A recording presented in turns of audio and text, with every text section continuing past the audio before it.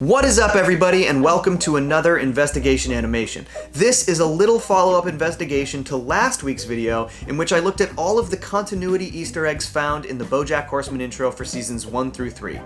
Well, as you may have guessed, I binged season 4 over the weekend, so here are all of the Easter eggs you can find in season 4's intro. Keep in mind, there will be many spoilers for season 4, and first things first, title sequence. Johnny to Cellos! First up, we're going to look at all of the changes from Season 3's intro sequence.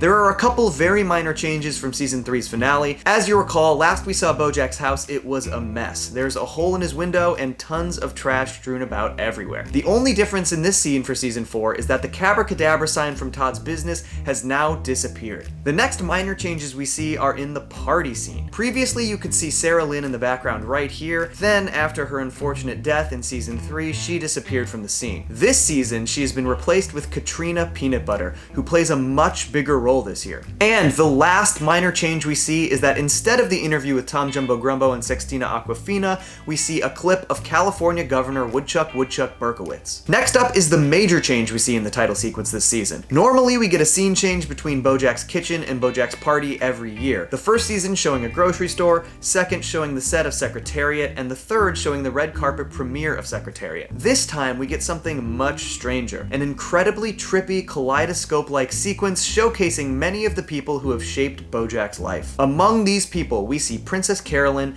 Todd, Herb Kazaz, BoJack's TV children from Horsin' Around, BoJack's parents, Beatrice and Butterscotch, next to a very young BoJack, and finally, Kelsey Jennings. The first continuity changes we see come between episodes 403 and 404. In 403, Todd meets a young horse named Hollyhock who thinks BoJack might be her father. In order to help Hollyhock find out if this is true, he pretends she's a maid that he hired for BoJack.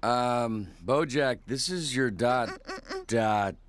maid? This leads to Todd cleaning the entirety of BoJack's house as well as fixing his window. While you're sleeping, I'll get the maid to clean so no one has to fire anyone.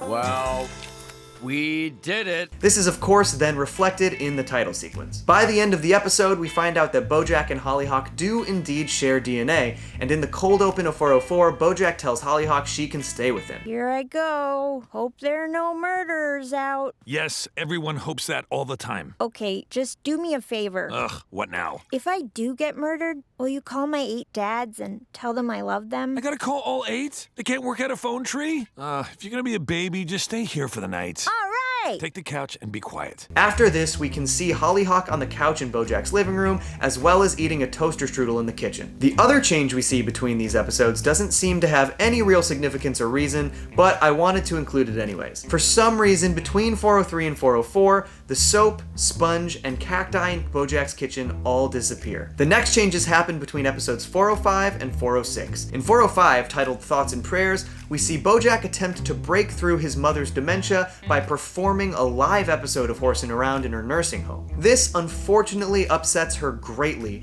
and she subsequently pushes over another patient. Make this stop! How do I turn this off? Don't change it. I want to see if this married couple can work through their differences. This isn't right. Oh, guys, sharing is caring. Oh my God, code red, code red! Because of this incident, she is kicked out of the nursing home. After this, she and her nurse Tina move in with BoJack. We can see her various belongings throughout BoJack's house now. We also see Tina and Beatrice in the living room and then again in the kitchen. Additionally, instead of eating a toaster strudel, Hollyhock is now drinking coffee that has been served to her by Beatrice. This actually comes into play in an incredibly significant way toward the end of the season.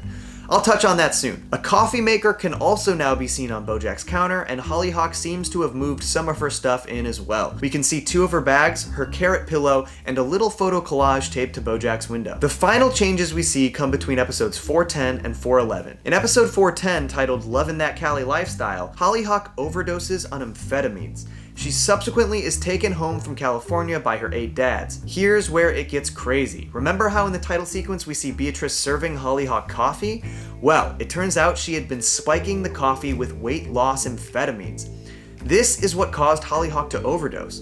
I think this could also explain why the new scene in this year's intro is this trippy sequence. After BoJack takes a sip of the coffee, his eyes dilate and the visuals come into play. And as he passes through the kaleidoscope, he looks increasingly worried. At the very least, it's some sort of hint that the coffee was drugged. When BoJack finds out that Beatrice drugged Hollyhock, he is obviously furious and takes Beatrice to live in an even worse nursing home than before. From here on out in the title sequence, we can see that Beatrice, Tina, and Hollyhock have all disappeared from BoJack's house, leaving him alone once again. They have, however, left some things behind. Beatrice's belongings and box of mail can still be seen. We also see that Hollyhock's carrot pillow was left behind, as well as the leftover tape on BoJack's window from her collage. And lastly, the coffee maker remains on the counter, but now the coffee pot sits inside of it. Alright everybody, thank you so much for tuning into this very quick investigation animation. I am looking forward to doing this again for Season 5 next year. And of course, if you like this video, please comment, like, subscribe, and stay tuned for more investigation animation.